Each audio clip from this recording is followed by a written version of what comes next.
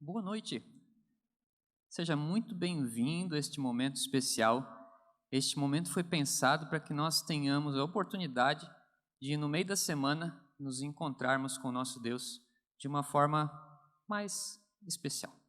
Então, você que está conosco, continue conosco e nós vamos, para começar, fazer uma oração. Se puder, feche seus olhos e vamos orar. Querido Deus, obrigado, Senhor, pela oportunidade de estarmos no meio dessa semana, te buscando em oração, nos reunindo ainda que à distância, mas todos no mesmo espírito, buscando ao Senhor. Tu és o doador da vida, nos deste já tantos momentos especiais e agora estamos aqui para te agradecer e também para nos reabastecermos.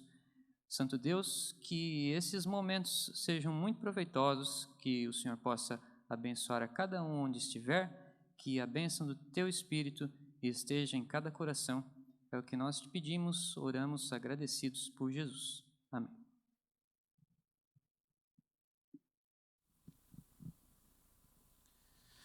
Boa noite para você que nos assiste nesse espaço no meio da semana que nós temos para um encontro com Deus. Um refúgio de oração especial. Nós vamos cantar agora uma música, queremos te convidar para cantar conosco. Digno é o Cordeiro.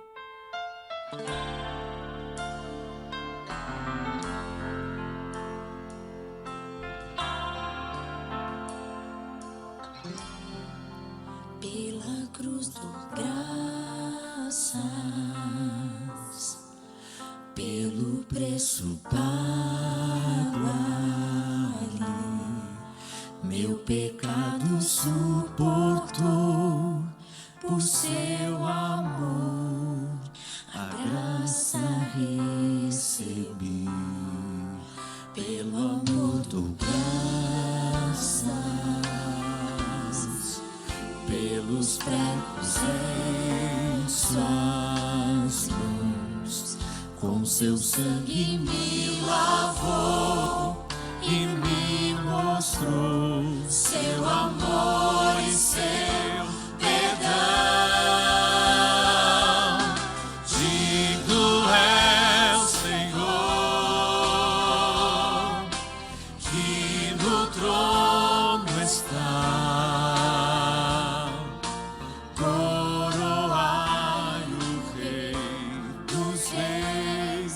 Sempre reinará, exaltado está Cristo Salvador, Cordeiro de Deus, por mim morreu. Digno é o Senhor, digno é o Senhor, pela cruz dou graças, pelo preço pago ali, meu pecado suportou, por seu amor, a graça recebi. Pelo amor dou graças, graças dou, pelos pregos em suas mãos, com seu sangue me lavou e me mostrou seu amor e seu perdão. Digno é o Senhor, que no trono está, o coroar e o Rei dos Reis, pra sempre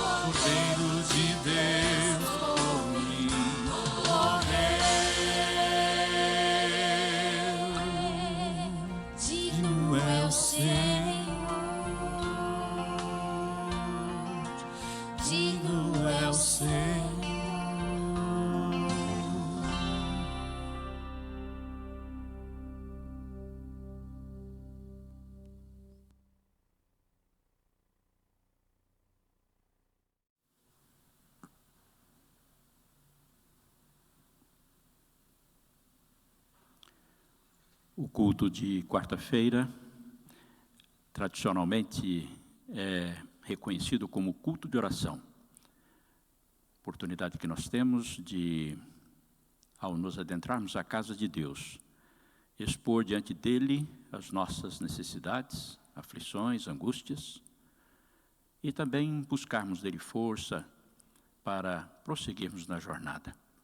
E assim que eu convido você, que está aí no seu lar, onde você esteja, a participar desse momento especial. Exponha diante de Deus as suas necessidades, suas aflições, deposite aos pés dele as suas preocupações. Convido você agora a ajoelhar-se para elevarmos a Deus uma prece.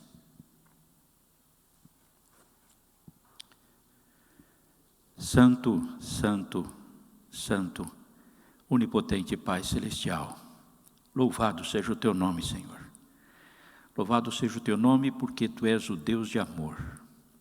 Tu és o amor. O amor preenche o universo, o amor jamais acaba e o amor será finalmente vencedor e eterno.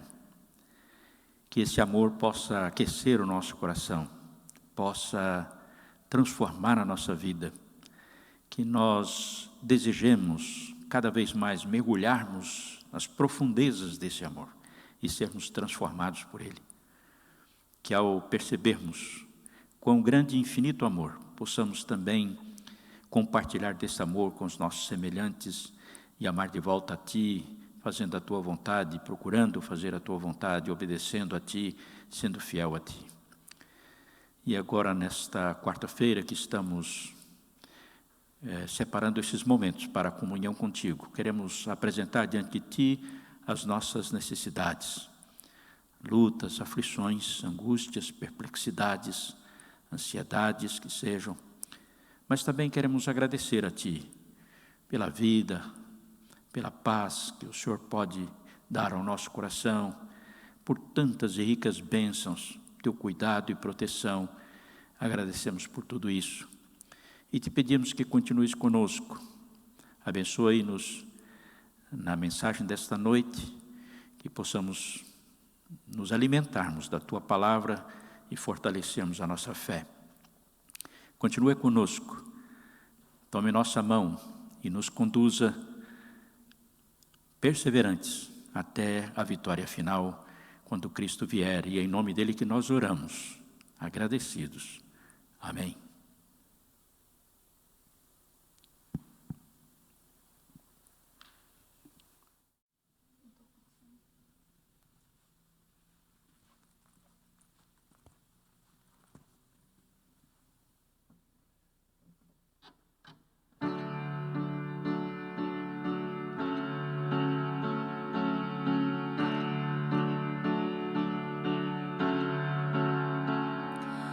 Noite, por que que o tempo passa devagar? Só sei que a qualquer hora vem o sol. Temos ainda mais perguntas a fazer. Não sei se alguém irá nos responder. Eles dizem que o tempo pode curar qualquer ferida. Cansei de esperar, e numa frase tão antiga, já tantas vezes repetida, respostas encontrei. Entregar os meus caminhos ao Senhor, confiar nele, e o mal esse ele fará.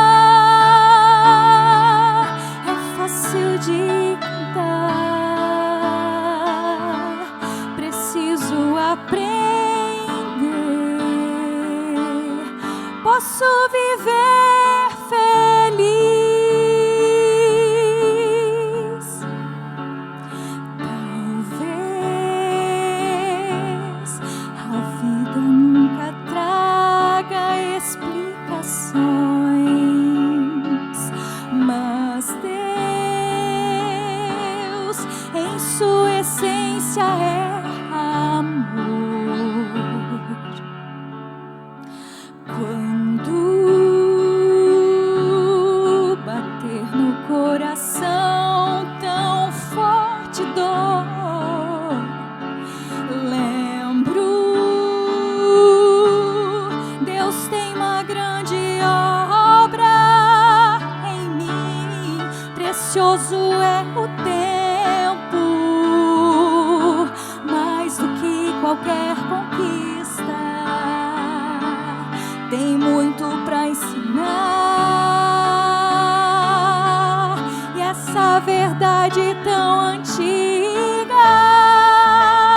se for real em minha vida, vai devolver a paz, se entregar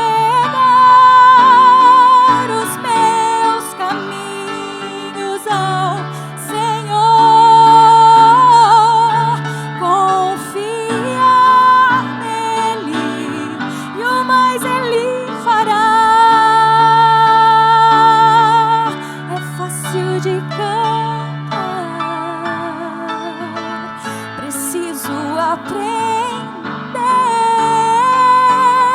posso viver feliz.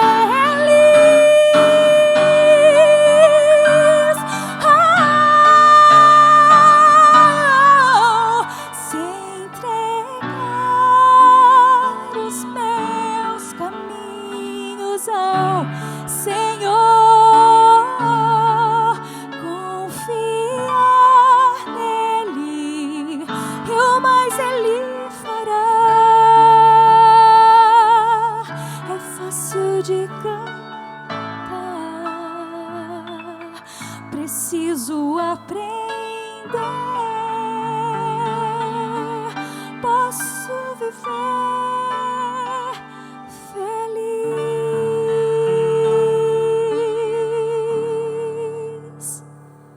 Amém.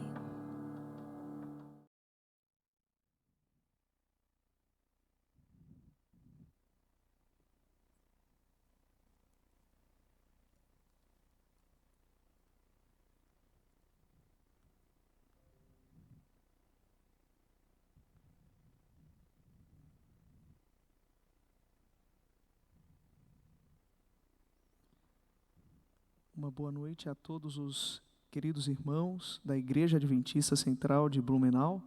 É um prazer estarmos juntos nesse momento para sermos nutridos pelo poder da Palavra de Deus. Então, com esse objetivo, quero convidar você nesse exato momento a fechar os seus olhos, porque nós iremos buscar a Deus em oração. Santo e excelso Deus, Pai Celestial, nós louvamos muito o Teu nome pelas Tuas bênçãos, pela pessoa maravilhosa que Tu és, pelos Teus planos e desígnios que são muito além dos nossos pensamentos. Fica, Senhor Deus, conosco, que nós possamos extrair da Palavra de Deus grandes ensinamentos para a nossa vida aqui na terra e também para a eternidade. Fica conosco, oramos em nome e por amor de Jesus. Amém, Senhor Deus. Queridos e queridas, hoje nós iremos tratar a respeito de uma grande personalidade bíblica. Eu confesso que quando eu olho para o exemplo desse grande homem, eu percebo que esse grande herói da fé, muitas vezes, ele é visto pelas pessoas como alguém sem pecado, porque a Bíblia não relata os seus defeitos, né?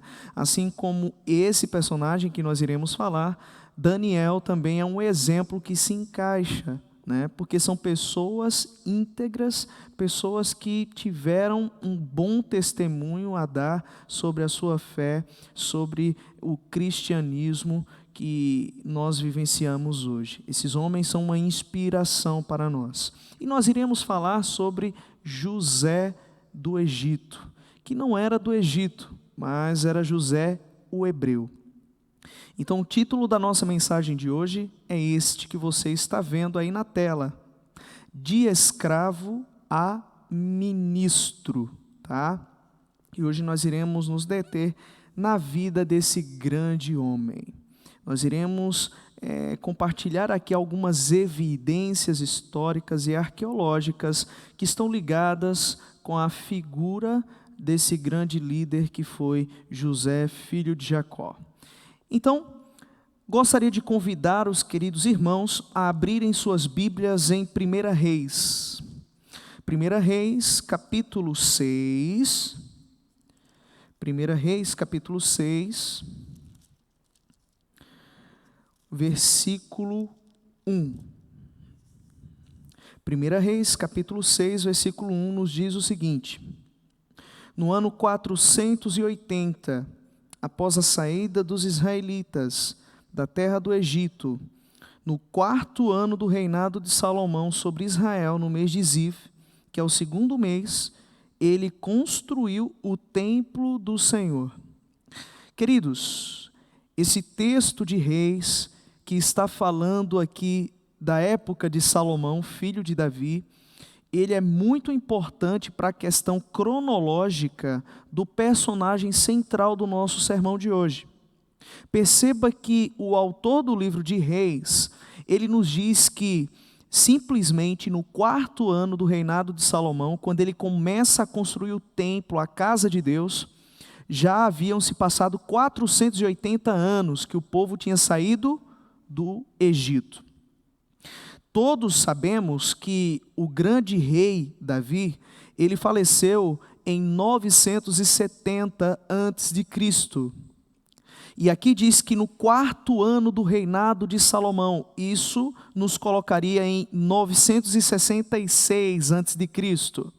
Então você coloca 966 a.C., adicionando os 480 anos que o povo tinha saído do Egito, e nós chegamos a 1446 a.C., justamente o reinado de Tutmés III, que fora o faraó do Êxodo, o faraó que morreu no Mar Vermelho.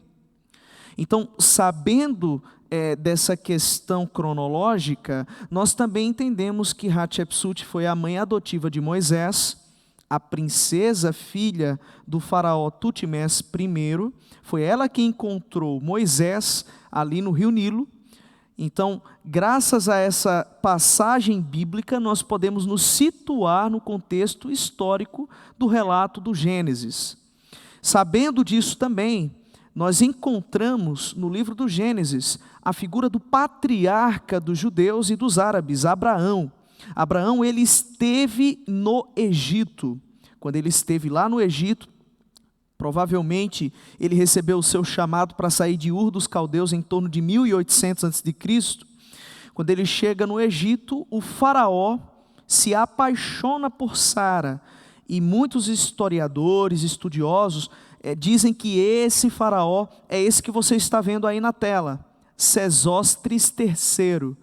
Provavelmente Sesostris III, ele deu muitos presentes para Abraão. Um deles foi Hagar, a escrava egípcia que servia a Sara e foi mãe do filho de Abraão, mais velho, chamado Ismael. Então, nós entendemos que Moisés, ele viveu em torno de 1400. Sabemos que Abraão recebeu o chamado em torno de 1800. Nós podemos nos situar, entendendo que Abraão foi o bisavô de José e teve aí um equivalente a mais ou menos uns 100 anos entre um e o outro. Nós podemos então chegar a uma conclusão de que José viveu em torno de 1600 a 1700 a.C. Aqui você vê uma pintura de Beni Hassan, onde tem egípcios e também pessoas semitas, que são os descendentes de Sem, como Abraão também era.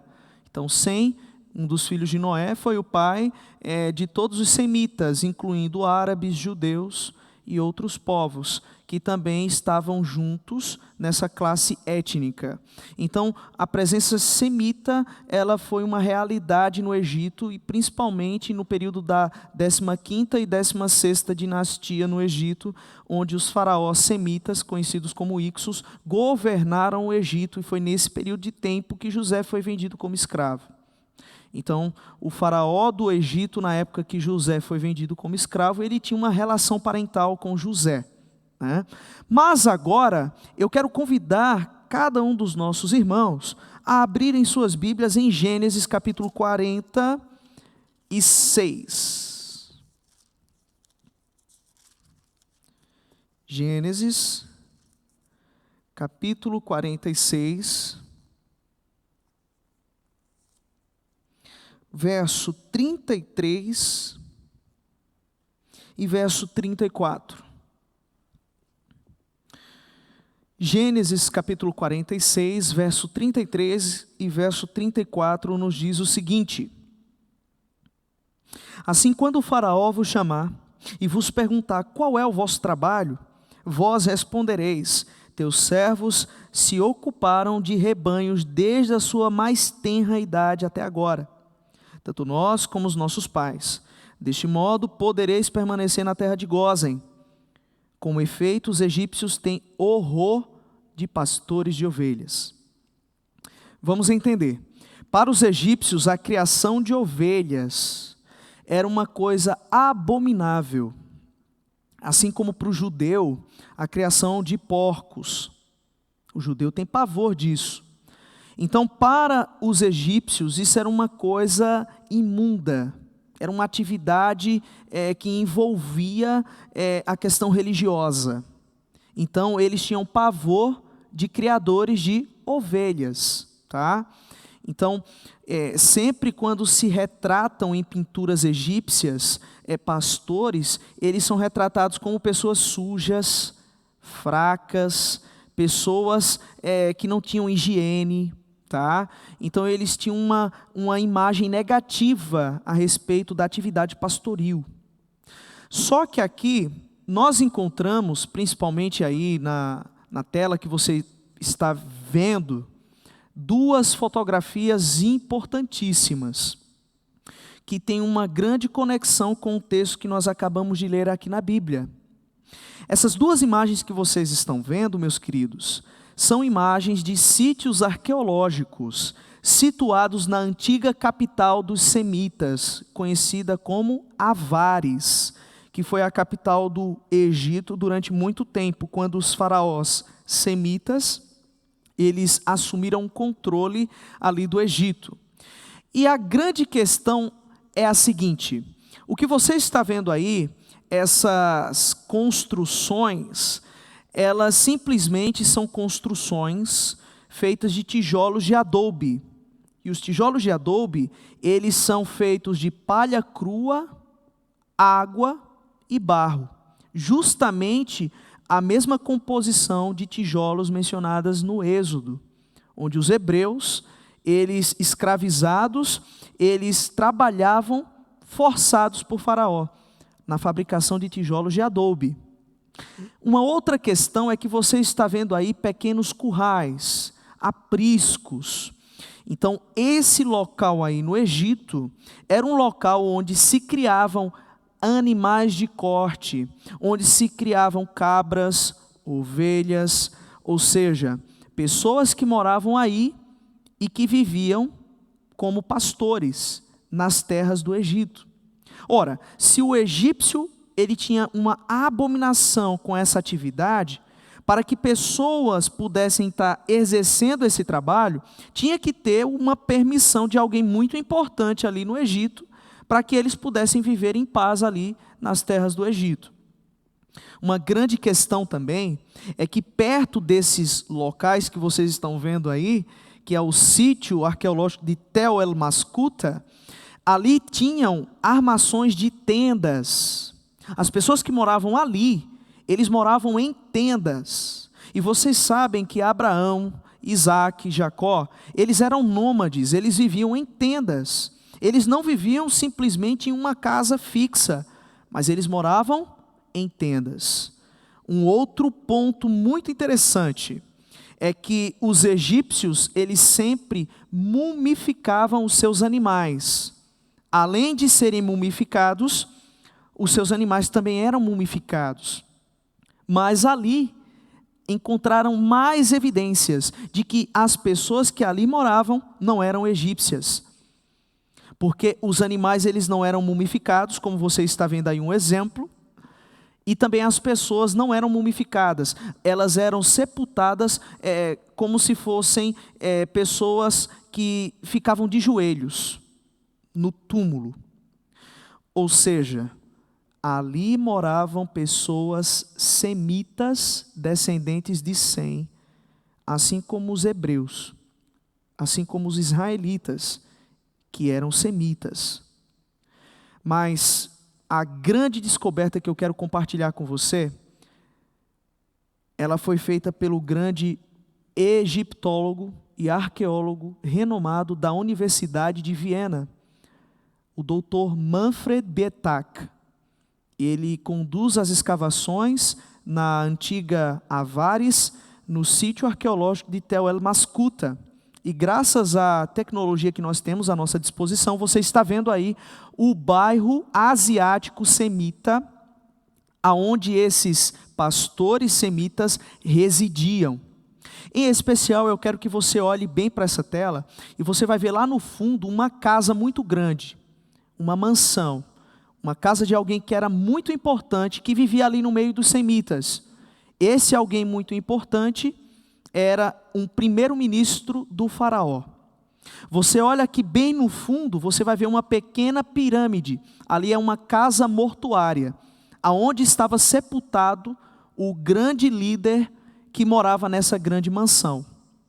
E Dr. Manfred Betach, ele chegou a escavar essa tumba e ele encontrou algumas coisas bem interessantes ali dentro dessa tumba. Uma delas foi essa estátua que você está vendo. A estátua está um pouco destruída, ela sofreu depredação. Os egípcios, quando eles queriam apagar alguém da história, geralmente eles quebravam o nariz da estátua. Para eles, isso era decretar a morte eterna daquela pessoa, apagar aquela pessoa da história. E essa pessoa, esse grande líder semita que vocês estão vendo, ele foi muito amado pelo povo no passado, mas depois ele foi muito odiado. O interessante é que o cabelo dele, você percebe que tem um formato de cogumelo, coloca ele como uma pessoa semita e não como um egípcio. Você percebe também que há uma grande similaridade entre a estátua desse grande líder e também as pessoas que aparecem na pintura de Beni Hassan, que eram semitas, asiáticos.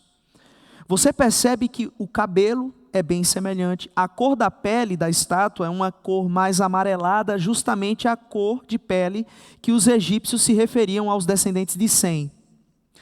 Graças à tecnologia também foi permitido observar que esse homem tão importante, ele carregava uma túnica colorida, multicolorida. Essa túnica multicolorida, ela é muito semelhante também às roupas que os semitas da tumba de Beni Hassan estavam trajando. É bom lembrar que José, quando criança, ganhou do seu pai uma túnica multicolorida. Um outro ponto interessante é que foi encontrado também em uma escavação, uma inscrição bem interessante de um governador local do Egito chamado Baba. Baba, ele simplesmente menciona ali uma evidência dos 7 anos de fome no Egito, que inclusive a Bíblia descreve que foi um fator do qual José, usado por Deus, reverteu a situação. Então Baba, ele simplesmente deixou registrado na sua tumba: eu recolhi o trigo como um amigo do Deus da colheita, e quando a fome chegou castigando a terra por muitos anos, eu distribuí os grãos para a cidade durante todos os anos em que a fome durou. Isso é uma evidência de que Baba seguiu as orientações do primeiro-ministro de Faraó, do governador do Egito, José, filho de Jacó, mais conhecido naquela época como Zafenat-Paneá. Então, José realmente fez toda a diferença naquela nação, e aquela nação passou por esse momento complexo, graças a Deus, usando o seu servo como um conduto de bênção. E nós sabemos que José, ele simplesmente perdoa os seus irmãos por todo o mal que os seus irmãos fizeram. Esse texto que vocês estão vendo na tela mostra claramente o poder de Deus na nossa vida quando nós permitimos que Jesus faça morada no nosso coração. Ele faz questão de voltar no pecado dos irmãos, mas de forma positiva, mostrando para os irmãos uma coisa muito simples: eu tenho Deus na minha vida, e por isso eu compartilho o amor de Deus. Vocês são perdoados. Eu tenho que entender que eu preciso tratar as pessoas da forma que Deus me trata. Eu preciso amar e perdoar. Se eu simplesmente pago o mal com o mal, sendo um cristão, eu vou ser pior que aquela pessoa que me fez o mal. Mas José, ele faz aquilo que o apóstolo Paulo diz: amontoar brasas vivas na cabeça da pessoa que te fez mal. E como você amontoa brasas vivas? Simplesmente pagando o mal com o bem, assim como fez Jesus Cristo. Além disso, nós podemos entender o grande paralelo que existe na vida de José e na vida de Daniel. Nós entendemos que José, ele foi fiel longe de casa, lá no Egito. Daniel foi fiel também, longe de casa, na Babilônia. Deus deu a habilidade para José de interpretar sonhos. Deus também deu a mesma para o outro jovem.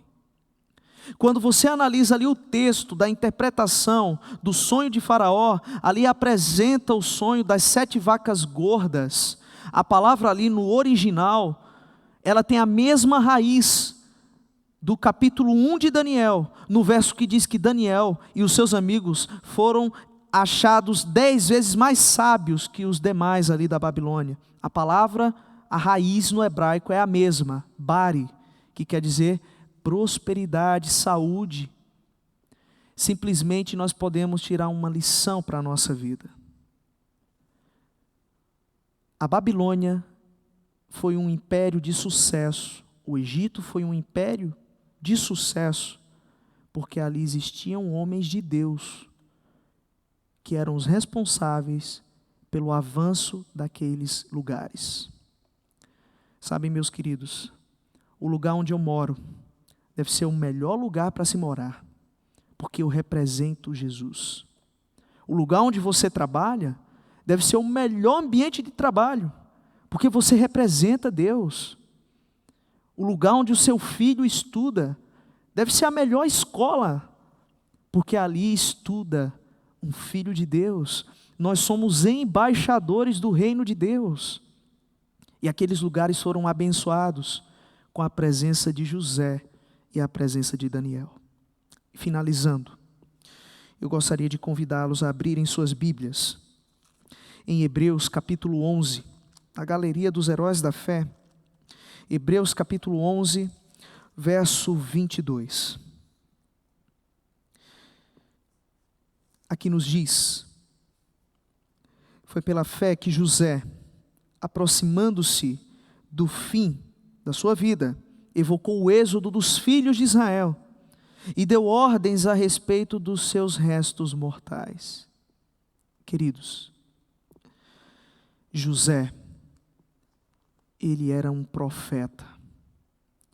Ele simplesmente sabia que o Egito não era o seu lugar. Ele faz uma profecia de que o povo de Israel iria para a terra prometida, aonde mana leite e mel. Ele tinha em sua mente a certeza: aqui não é o meu lar. Ele foi um profeta de Deus quando fez menção ao êxodo, porque o objetivo de José não era simplesmente essa terra. O objetivo de José era o reino de Deus. Eu falei para vocês que o Dr. Manfred Betak, ele encontrou a estátua daquele grande representante do faraó, aquele grande primeiro-ministro. Aí você está vendo uma réplica da reconstrução dessa estátua. Esse homem carregava um cetro faraônico, mostrando que ele era a autoridade ali no Egito. O doutor arqueólogo Bryant Wood, o doutor Manfred Betak e muitos outros afirmam que essa estátua era a estátua de José, filho de Jacó. Queridos, quando eles entraram ali dentro, os arqueólogos, naquele recinto, naquele lugar onde estavam os restos de José, eles não encontraram nada a não ser a estátua de José. Não tinha nenhum pedaço de osso. Sabe por quê, meus queridos? Porque José disse: quando saírem daqui, levem os meus restos mortais, porque eu não sou do Egito, eu sou de uma pátria superior. Eu não sou daqui, e eu sei que um dia nós estaremos no mesmo lugar, na pátria celestial de Deus. Por isso que não foram encontrados os restos mortais desse homem, porque o objetivo de José não era ligado a essa terra. O objetivo de José era algo além. Queridos, muitas vezes nós pecamos porque não paramos para pensar no céu. Se eu parasse para pensar mais no céu e nas promessas de Deus, eu seria mais fiel a Ele.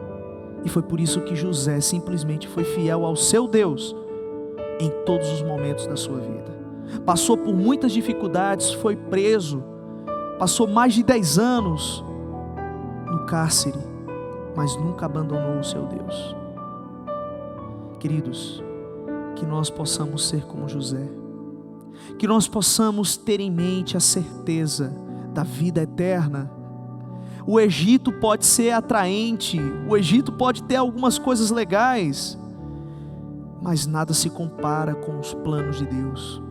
Nada se compara com aquilo que Deus tem para mim e para você na eternidade, uma vida perfeita. E José entendeu isso. Não quer você hoje ser fiel como José? Não quer você hoje ter no seu coração o desejo de obter um seguro de vida? É o seguro da vida eterna. É o seguro, queridos, de passar a vida inteira ao lado do Salvador Jesus Cristo. E Ele te chama nesse momento.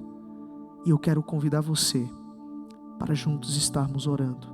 Você que nos acompanha em casa, queridos irmãos que aqui estão, não quer você firmar um compromisso com Deus? Senhor, eu quero estar na eternidade assim como José. Eu quero um dia estar ao lado do meu Salvador. Que esse seja o meu desejo e o seu desejo. Oremos. Querido Deus, Tu és um Deus maravilhoso. Pai, simplesmente José foi levado como escravo. Sofreu, Senhor, por ser fiel a Ti e aos Teus mandamentos. Mas depois Deus o honrou. Simplesmente veio a recompensa. Porque quando somos fiéis a Deus, simplesmente as bênçãos são uma consequência. É um resultado, Senhor Deus. Simplesmente nós podemos concluir com uma afirmação: vale a pena ser fiel a Deus.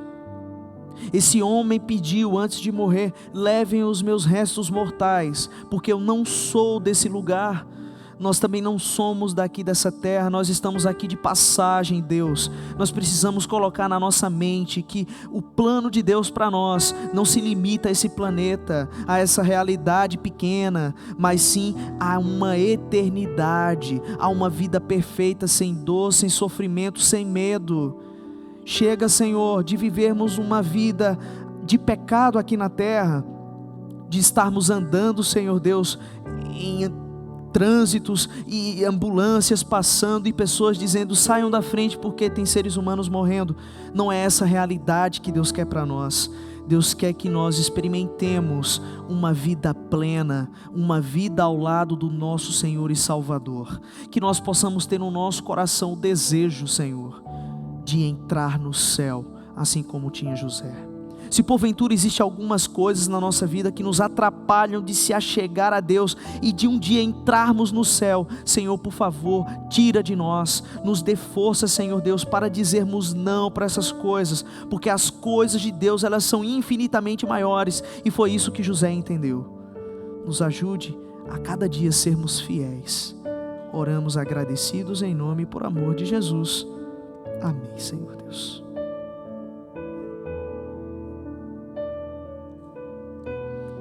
Deus abençoe a todos.